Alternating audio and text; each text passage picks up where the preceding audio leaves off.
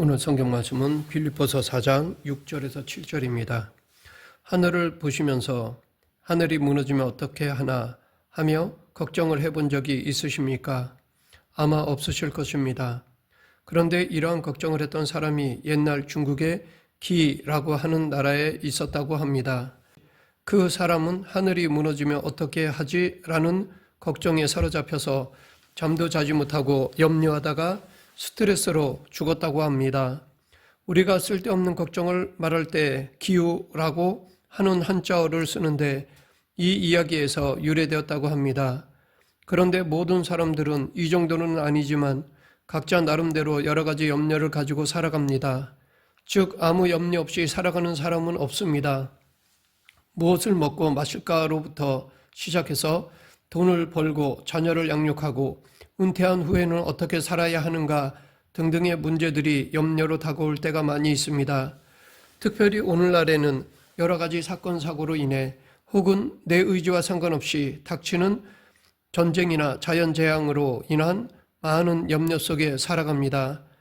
그런데 문제는 무엇인가가 염려될 때 염려할수록 그 염려가 없어지는 것이 아니라 더 심해진다는 것입니다. 다시 말해 염려한다고 문제가 해결되는 것이 아니라는 것입니다. 오히려 더 염려로 인해 자신만 괴로워진다는 것입니다. 오늘 본문에서 사도 바울은 아무것도 염려하지 말라고 합니다. 그런데 이 말을 들으면 한 가지 질문이 생깁니다. 누구는 염려하고 싶어서 염려하는가? 사람이 어떻게 염려하지 않고 살아갈 수 있어? 라고 생각이 듭니다. 염려했다 안 했다 하는 것을 내 의지로 조절할 수 있다면 이 세상에는 염려할 사람은 아무도 없을 것입니다. 그러하기에 이 시간 오늘 본문을 통해서 염려할 수밖에 없는 존재이지만 그럼에도 어떻게 세상이 주는 염려가 아니라 하나님이 주시는 평강을 누리면서 살아갈 수 있는지에 대해 알아보겠습니다. 먼저 사도 바울은 아무것도 염려하지 말라고 하는데 그 이유는 염려가 비록 환경에서 비롯되었다 할지라도 그것에 대한 반응은 우리 마음이기 때문입니다. 즉 우리 마음에 무엇을 두느냐에 달려있기 때문입니다. 이 아무것도 염려하지 말라라는 말 속에는 우리 삶에 염려할 것이 존재한다는 것을 전제하고 있습니다. 염려하다라는 단어, 메림 나오는 어떤 것에 신경을 쓰다, 어떤 것을 돌보다 라는 의미입니다. 즉 무엇에 대해서 염려한다라는 것은 그 문제에 대해서 지나치게 신경을 쓰는 상태를 말합니다. 다른 관심거리까지도 잠식할 정도로 염려거리가 그 사람의 마음을 사로잡아서 불안해하고 염려하는 것입니다.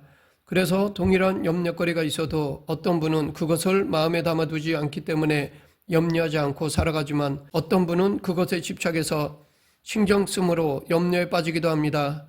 그리고 어떨 때는 더 큰 염려거리가 오게 되면 그 전에 가지고 있던 염려거리는 잊혀지기도 합니다. 한 예로 한 가정에 외아들이 있었습니다. 자식이 하나이고 하니 그 아이의 부모는 그 아이를 잘 키워보고 싶었습니다. 그런데 그 아이가 공부를 잘 못하고 말썽만 피우니까 그 아이가 공부 못하는 것으로 부모가 염려를 했습니다. 그런데 그 아이가 몸이 아프다고 해서 병원에 갔다가 그 아이에게 커다란 병이 있음을 발견하게 되었습니다. 그 이후 그 부모는 아이가 공부를 잘하고 못하는 것이 염려가 되지 않았습니다. 오히려 공부를 못하고 말썽을 피워도 좋으니 건강한 아이로 자라기를 원하는 마음이 되었습니다. 더 큰 염려거리가 부모를 지배하니까 그 전의 염려거리는 아무것도 아니게 된 것입니다. 이처럼 염려는 절대적인 것이 아닙니다. 그런데도 염려는 내가 마땅히 마음을 두고 살아야 할 것에 대해 집중하지 못하게 하고 다른 좋지 못한 것에 마음을 빼앗기게 합니다. 그리고 그 염려는 마음과 육신을 상하게 하기에 그 염려에 사로잡히는 것은 지혜롭지 못한 것입니다. 잠언 15장 13절 마음의 즐거움은 얼굴을 빛나게 하여도 마음의 근심은 심령을 상하게 하느니라. 잠언 17장 22절 마음의 즐거움은 양약이라도 심령의 근심은 뼈를 마르게 하느니라. 마음의 염려와 근심은 우리의 마음을 상하게 할 뿐만 아니라 우리의 육신까지도 병들게 하는 것입니다. 오늘날 사람들이 각종 병으로 고생하는 큰 이유 중에 하나가 삶에서의 각종 염려거리가 그 마음과 육신을 상하게 하기 때문입니다. 사도 바울이 빌립보서를 쓸 때의 상황을 보면 썩 좋지 않았습니다. 이 빌립보서는 바울이 로마 감옥에 있을 때 쓴 것으로 알려져 있습니다. 감옥에 갇혔다고 하면 얼마나 불안하고 자신의 인생이 염려가 되겠습니까? 그리고 그동안 사역했던 교회들에 대해 염려하는 마음이 있을 것입니다. 그런데 바울은 빌립보에서 염려가 아닌 기쁨의 강조를 두고 말하고 있습니다. 바울은 염려함으로 그 마음과 육신을 상하게 하지 않았습니다. 오히려 염려거리가 많은 환경 속에서도 그 마음의 기쁨과 평안을 누리면서 살았던 것입니다. 그러면 사도 바울은 어떻게 염려에 사로잡히지 않고 평안을 누리면서 살아갈 수 있었을까요? 오늘 본문에서 사도 바울은 아무것도 염려하지 말고 오직 기도와 간구로 감사함으로 하나님께 아뢰라 라고 하였습니다. 비록 바울도 감옥에서 염려거리가 많았겠지만 그가 염려한다고 해서 해결될 일은 아무것도 없었습니다. 하지만 바울이 염려 가운데 사로잡히지 않기 위해서 할 수 있는 것은 오직 기도와 간구였습니다. 자신이 가지고 있던 염려거리를 감사함으로 하나님께 아뢰는 것이었습니다. 염려거리가 있을 때 우리가 가져야 할 태도가 바로 이것입니다. 즉 먼저 하나님께 기도와 간구로 아뢰는 것입니다. 예수님의 경우를 보면 예수님께서도 늘 평강을 누리면서 사셨던 것은 아닐 것입니다. 예수님께서도 극심한 근심에 사로잡히신 적이 있으셨습니다. 십자가에 달려 죽으실 일로 인해서 예수님께서도 심히 고민하셨습니다. 마가복음 14장 34절에 예수님은 베드로와 야고보와 요한에게 내 마음이 심히 고민하여 죽게 되었으니 라고 말씀하셨습니다. 예수님께서 십자가에서 죽으실 일에 대해서 얼마나 고민하셨는지 죽을 것 같다라고 말씀하신 것입니다. 아무리 예수님이라고 해도 십자가의 처형이 쉬운 일이 아니었습니다. 예수님도 우리와 똑같은 육체를 지니셨기에 그 수치를 당하시고 고난과 아픔, 죽음을 당하신다는 것이 그 마음을 사로잡았고 그 근심으로 인해서 죽을 것 같으셨던 것입니다. 그런데 그때 예수님께서 하신 일은 기도의 자리로 가셨습니다. 예수님은 그 고민의 자리에서 오직 하나님 앞에 기도하며 간구에 힘쓰셨습니다. 땀이 핏방울이 될 정도로 간절하게 하나님께 간구하셨던 것입니다. 그런데 예수님께서 그렇게 간절히 기도와 간구를 하셨지만 예수님의 염려거리가 사라지지는 않았습니다. 여전히 십자가를 지셔야 했습니다. 하지만 예수님은 기도를 마치신 후에는 죽을 것 같은 고민으로부터 노임을 받고 평강함으로 그 자리를 떠나실 수 있었습니다. 예수님은 그동안 자신을 지배하던 염려거리에 더 이상 빠져들지 않으셨습니다. 하나님께 기도하고 간구하는 가운데 하나님께 마음을 두고 하나님께 온 마음을 맞추었습니다. 그리고 결론적으로 아버지 나의 원대로 마시옵고 아버지의 원대로 하옵소서라고 기도하셨습니다. 우리의 염려는 그 염려거리가 나를 지배하므로 하나님께 마음을 맞추지 못할 때에 더욱 커지게 됩니다. 예수님께서는 십자가의 수치와 고통, 죽음이 그의 생각을 지배할 때 그분은 기도의 자리로 가셨습니다. 그리고 하나님의 뜻에 초점을 맞추고 하나님께서 그 마음과 생각을 지배하실 수 있도록 하셨습니다. 우리가 세상 염려에 사로잡힐 때 해야 할 일은 기도의 자리로 나아가 염려거리가 아니라 하나님께 우리의 시선을 맞추는 것입니다. 그것도 감사함으로 아뢰야 합니다. 염려 가운데서 하나님께 왔다면 감사보다는 원망과 불평이 있을 것입니다. 하지만 그럼에도 사도 바울은 감사함으로 하라고 합니다.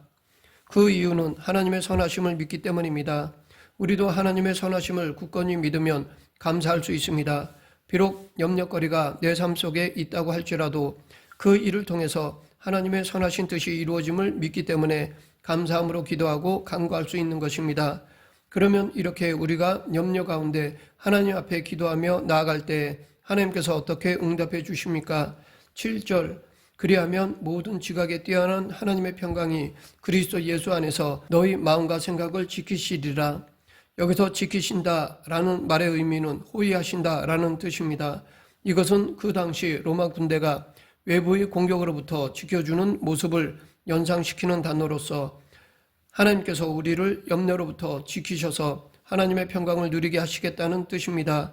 하나님께서는 우리의 마음과 생각이 염려거리에 의해 지배당하며 마음과 육신이 상하는 삶을 살아가기를 원하지 않으십니다. 하나님은 우리의 마음과 생각이 평강으로 가득하기를 원하십니다. 우리가 하나님의 평강을 누리기 위해서는 하나님을 향한 신뢰의 마음이 있어야 합니다. 사도 바울은 우리가 기도로 아뢰는 하나님은 모든 지각에 뛰어난 분이시라고 하였습니다. 우리는 염려할 때에 그 염려를 벗어버리고 많은 노력을 합니다. 그런데 우리의 힘으로는 그 염려거리를 떨쳐버릴 수 없기 때문에 염려 가운데 지배받게 되는 것입니다. 그러하기에 하나님께 우리의 염려를 앓을 때에 가져야 하는 믿음은 모든 지각에 뛰어난 하나님, 곧 인간의 모든 이해를 초월하셔서 행하시는 하나님께서 당신의 방법을 통해서 우리를 염려로부터 벗어나게 해주신다는 믿음입니다. 하나님은 우리의 환경을 바꾸실 수도 있으시고 아니면 나의 마음을 바꾸셔서 더 이상 염려에 빠지지 않고 하나님의 평강에 거할 수 있도록 하시기도 하십니다. 그러하기에 우리는 하나님께 나의 염려를 전적으로 내어 맡기는 믿음이 있어야 합니다. 이런 우스운 이야기가 있습니다. 한 사람이 있었는데 그 사람은 작은 일에도 늘 걱정하며 사는 사람이었습니다. 그러다 보니 늘 얼굴에 어두운 그림자가 있었습니다. 그런데 어느 날 친구들이 그 사람을 보았을 때 깜짝 놀랐습니다. 그 얼굴에 수심이 아니라 평안하고 밝은 빛이 나는 것입니다.